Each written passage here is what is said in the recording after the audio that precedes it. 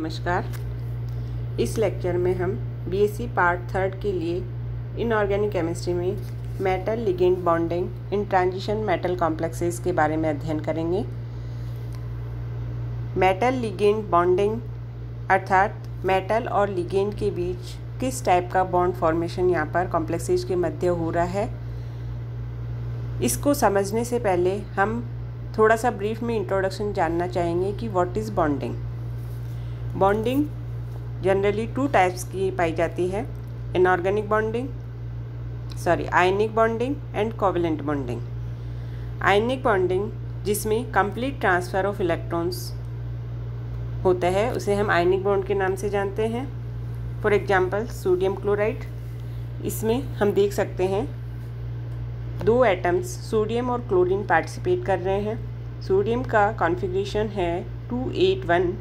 यहाँ पर हम जानते हैं आसानी से यह एक इलेक्ट्रॉन को डोनेट करके सोडियम पॉजिटिव आयन में कन्वर्ट हो सकता है अर्थात कैटायन बनाता है। सेकंड, क्लोरीन का इलेक्ट्रॉनिक कॉन्फ़िगरेशन है 287, तो यह एक इलेक्ट्रॉन आसानी से लेकर के और क्लोराइड आयन में कन्वर्ट हो जाता है। अब 2 अपोजिट चार्ज आपस में इलेक्ट्रोस्टैटिक अट्रैक्शन फोर्स के द्वारा जुड़ करके आयनिक बॉन्ड का फॉर्मेशन करते हैं अर्थात इनके मध्य स्थिर विद्युत आकर्षण बल पाया जाता है और उस आकर्षण बल के परिणाम स्वरूप दोनों आयंस जुड़ करके एक बॉन्ड फॉर्मेशन करते हैं जिसको हम आयनिक बॉन्ड कहते हैं। अब what is covalent bond. Covalent bond 2 types के होते हैं, purely covalent bond and coordinate bond, जिसे हम डेटिव बॉन्ड के नाम से भी जानते हैं। प्योरली कोवेलेंट बॉन्ड में म्यूचुअल शेयरिंग ऑफ इलेक्ट्रॉन्स होता है। यहाँ पर जो भी 2 एटम बॉन्डिंग में पार्टिसिपेट लेते हैं दोनों ही एटम से इक्वल नंबर ऑफ इलेक्ट्रॉन्स की शेयरिंग होती है और शेयर्ड इलेक्ट्रॉन पेयर के ऊपर दोनों एटम का इक्वल राइट होता है। जैसे हम एग्जांपल में देख सकते हैं AB कोई मॉलिक्यूल है, इसमें एक इलेक्ट्रॉन A एटम से एक इलेक्ट्रॉन B एटम से शेयर करके एक इलेक्ट्रॉन पेयर बनाते हैं। ये इलेक्ट्रॉन पेयर जिस पर दोनों एटम्स का इक्वल अधिकार होता है और ये एक सिंगल बॉन्ड फॉर्मेशन, एक इलेक्ट्रॉन पेयर से एक सिंगल बॉन्ड फॉर्मेशन यहाँ पर होता है। अगर 2 इलेक्ट्रॉन की शेयरिंग हो रही है तो 2 इलेक्ट्रॉन पेयर्स बनेंगे और डबल बॉन्ड फॉर्मेशन होगा।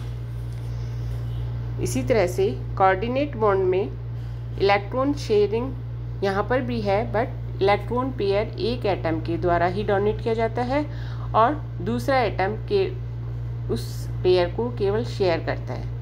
एक एटम ने इलेक्ट्रॉन पेयर डोनेट किया लेकिन दोनों एटम इक्वली उस पेयर को शेयर करते हैं, तो इस टाइप के बॉन्ड को हम कहते हैं कोऑर्डिनेट बॉन्ड या डेटिव बॉन्ड। एग्जाम्पल के तौर पे हम यहाँ पे देख सकते हैं ozone molecule. Ozone molecule O3 3 oxygen atom से मिलकर बना होता है। इसमें हम डायग्राम में देख सकते हैं 2 ऑक्सीजन एटम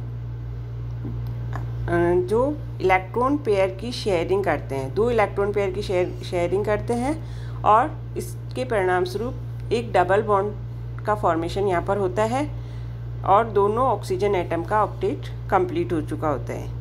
अब ये ऑक्सीजन, इनमें से एक oxygen atom 3rd oxygen atom के साथ में कोऑर्डिनेट बॉन्ड फॉर्म करता है अर्थात ये ऑक्सीजन अपने ऑक्टेट में से एक इलेक्ट्रॉन पेयर शेयर करता है 3rd ऑक्सीजन एटम के साथ में, जिसका शेयरिंग में 3rd ऑक्सीजन एटम का कोई रोल नहीं होता है, लेकिन 1st oxygen atom electron pair share कर रहा है और दोनों का उस पर इक्वल अधिकार है। इस तरह से तीनों ऑक्सीजन एटम के ऑक्टेट यहाँ पर कंप्लीट हो चुके हैं, जिसमें 2 कोवेलेंट बॉन्ड बन रहे हैं और एक कोऑर्डिनेट बॉन्ड बन रहा है। तो इस तरह से हमने बॉन्डिंग कितने प्रकार की हो सकती है उसके बारे में थोड़ा अध्ययन किया है। सेकंड है बॉन्डिंग इन ट्रांजिशन मेटल। तो what is transition metal.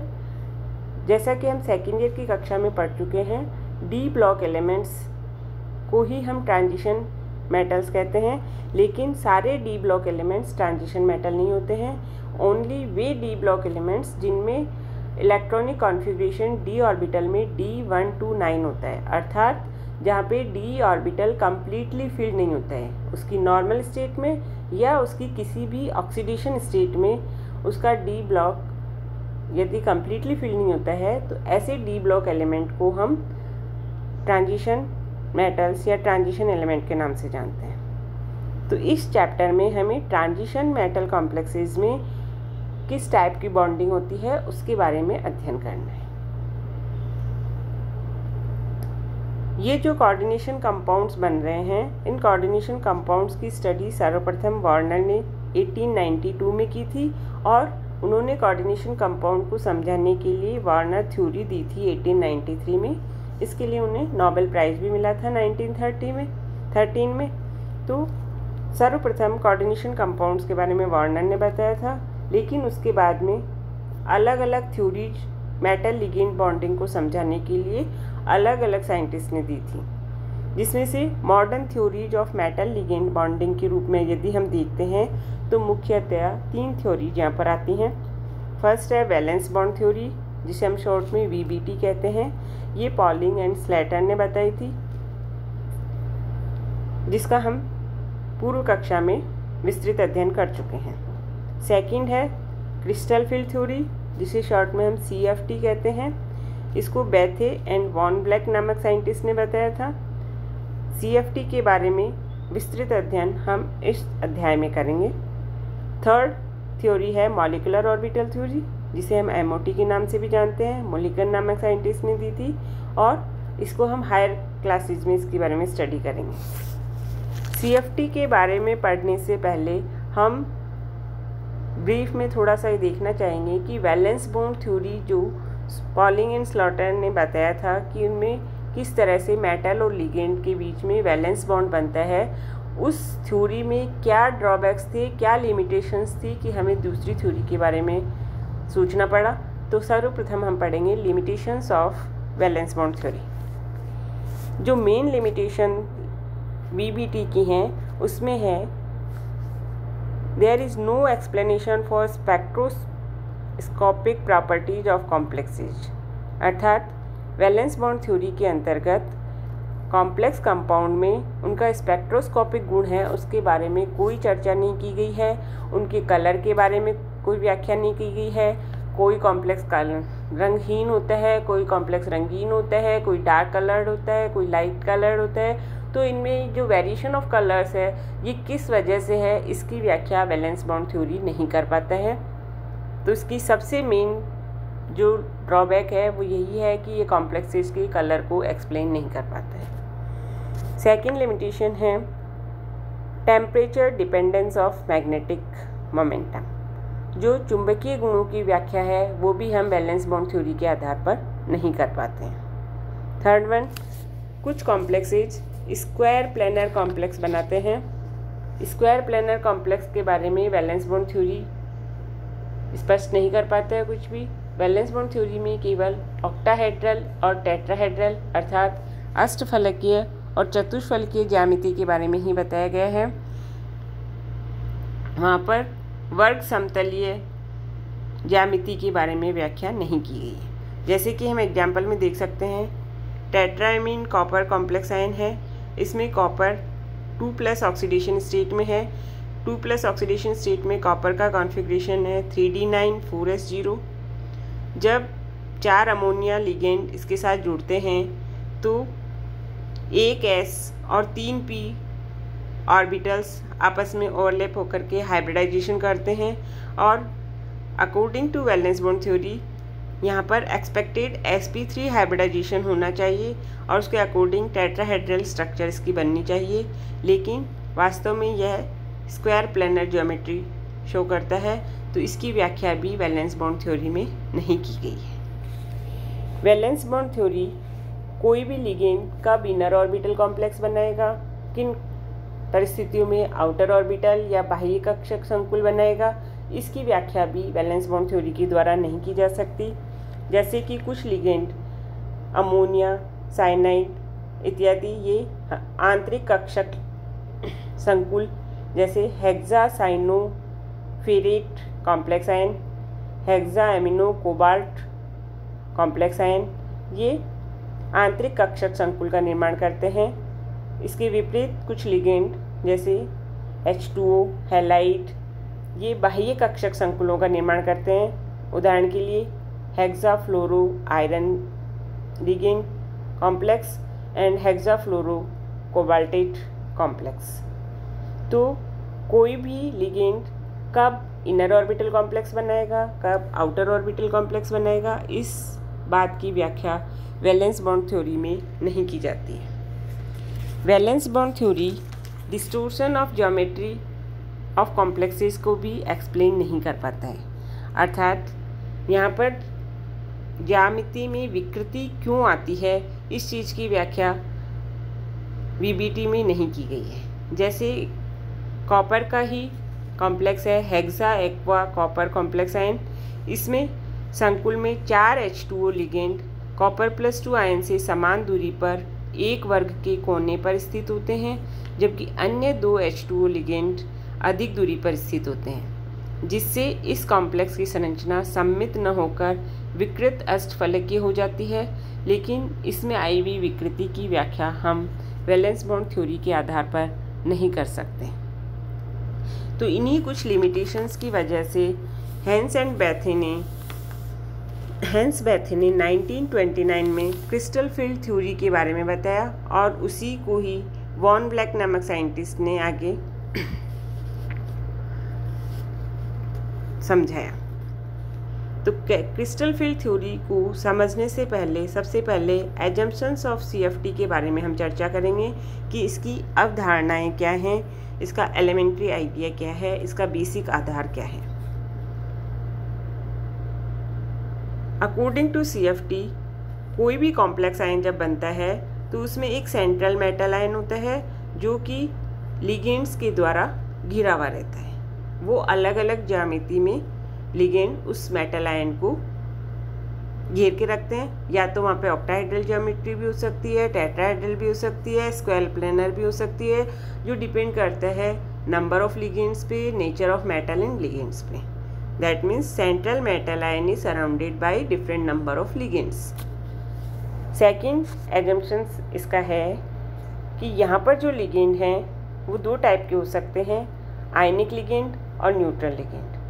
Ionic ligand for example halide, cyanide etcetera, इनको हम पॉइंट चार्ज के रूप में या बिंदु आवेश के द्वारा प्रदर्शित करते हैं। दूसरे न्यूट्रल लिगेंड जैसे H2O, NH3, इन्हें हम पॉइंट डाइपोल या बिंदु द्विध्रुव के रूप में जानते हैं।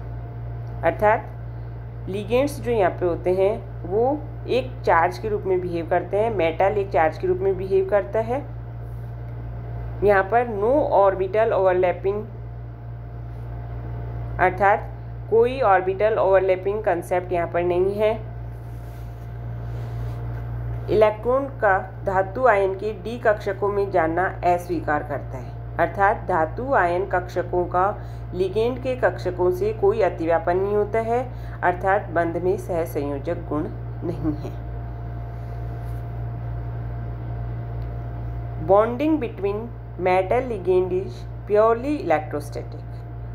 तो CFT के अनुसार जो मेटल और लिगेंड के मध्य बॉन्ड बन रहा है वो 100% आयनिक बॉन्ड है, क्योंकि मेटल यहाँ पे एक चार्ज के रूप में बिहेव कर रहा है और लिगेंड अलग चार्ज के रूप में बिहेव कर रहा है, और 2 अपोजिट चार्ज आयन के बीच में इलेक्ट्रोस्टैटिक अट्रैक्शन फोर्स के परिणाम स्वरूप यहाँ पे बॉन्ड बन रहा है। तो CFT जो है वो बॉन्ड फॉर्मेशन में आयनिक बॉन्ड को फेवर करता है। वैलेंस बॉन्ड थ्योरी जो हमने प्रीवियस क्लास में पढ़ा था वहाँ पे हाइब्रिडाइजेशन हो रहा था मेटल में, ओवरलैपिंग ऑफ ऑर्बिटल्स हो रहा था, उसके परिणाम स्वरूप बॉन्ड फॉर्मेशन हो रहा था। लेकिन यहाँ पर मेटल और लिगेंड को 2 सेपरेट आयंस माना गया है और उनके बीच में इलेक्ट्रोस्टैटिक अट्रैक्शन होता है, बनने वाला बॉन्ड 100% आयनिक बॉन्ड होता है। ये कुछ एजम्पशंस थे जो क्रिस्टल फील्ड थ्योरी का बेस है कि इसमें बॉन्ड फॉर्मेशन किस तरह से होता है। अब यहाँ पर मेटल के डी ऑर्बिटल्स और लिगेंड्स के बीच में अट्रैक्शन के परिणाम स्वरूप उनकी एनर्जी में क्या चेंजेज आते हैं। तो सबसे पहले हम देखते हैं, इस डायग्राम में हम देख सकते हैं कि separate metal and ligand have high energy. Metal जब सेपरेट है और लिगेंड सेपरेट है तो दोनों की एनर्जी हाई लेवल पे होती है। लेकिन जब वो मेटल और लिगेंड एक दूसरे के पास आते हैं, अपोजिट चार्ज होने की वजह से उनमें इलेक्ट्रोस्टैटिक अट्रैक्शन होता है, और उस इलेक्ट्रोस्टैटिक अट्रैक्शन की वजह से एनर्जी डिक्रीज होती है और वो स्टेबलाइज्ड फॉर्म में कन्वर्ट हो जाते हैं। तो सेकंड स्टेप में हम देख सकते हैं कि एनर्जी लेवल कम हुआ है due to electrostatic attraction between metal ion and negative point charge. लेकिन इसके साथ ही साथ यहाँ पर जो मेटल के डी ऑर्बिटल इलेक्ट्रॉन हैं और लिगेंड के इलेक्ट्रॉन हैं उनमें रिपल्शन भी होता है। उस रिपल्शन की वजह से एनर्जी लेवल वापस थोड़ा सा इंक्रीज होता है। इसे हम कह सकते हैं destabilization due to ligand and metal D electron repulsion, अर्थात मेटल के डी इलेक्ट्रॉन्स और लिगेंड के इलेक्ट्रॉन्स के बीच में रिपल्शन की वजह से एनर्जी अगेन थोड़ा सा इंक्रीज हो जाती है और कॉम्प्लेक्स में डीस्टेबलाइजेशन हो जाता है। अब इसको स्टेबल करने के लिए डी ऑर्बिटल्स में स्प्लिटिंग होती है और कुछ d orbitals lower energy level पे आते हैं, कुछ d orbitals higher energy level पे जाते हैं। तो डी ऑर्बिटल्स की स्प्लिटिंग किस तरह से होगी, कौन से ऑर्बिटल लोअर एनर्जी लेवल पे आएंगे, कौन से ऑर्बिटल हायर एनर्जी लेवल पे जाएंगे, ये सब समझने से पहले हमें डी ऑर्बिटल्स में ऑर्बिटल्स का कॉन्फ़िगरेशन समझना होगा कि डी में 5 ऑर्बिटल होते हैं और उन D X Y, D Y Z, D Z X, D X square Y square and D Z square. इन पांचों डी ऑर्बिटल्स का ओरिएंटेशन क्या होता है और इनकी स्प्लिटिंग डिपेंड करती है कि आने वाले लिगेंड किस डायरेक्शन से आ रहे हैं। तो orientation of D orbitals and splitting of d orbitals on the basis of geometry